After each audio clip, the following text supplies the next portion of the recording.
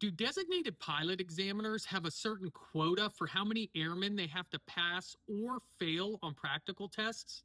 So, I've been flying now for a little over 23 years. And ever since I started as a student, then to becoming a flight instructor, moving on to 135 and 121 flying, to the current job I'm in now, I have throughout my career so far heard it multiple times when an applicant fails a check ride, you'll hear somebody say, well, that's because the DPE has a quota that they have to meet. And that was ultimately the reason you failed.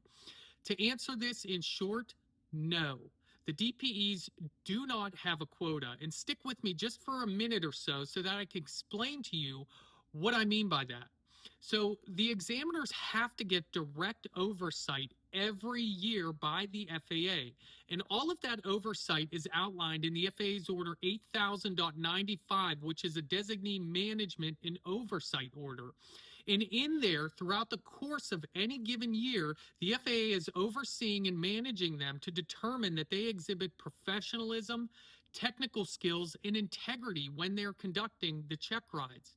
So you'll see some key indicators in there when the minimum surveillance on a DPE has to be increased.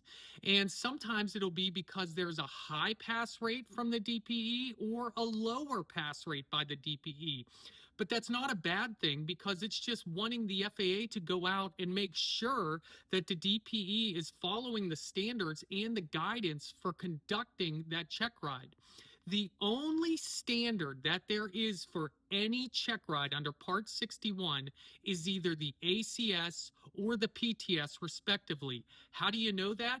Because it's incorporated by reference into the regulations stating that that is the only standard for conducting one of those checks. And when you look in the ACS or the PTS, in the bottom pages, they talk about how the evaluator has to conduct the check rides, how they consider you satisfactory, and how they consider you unsatisfactory on a check ride. If they were doing something against those documents, that would not be professional, technical, or showing integrity.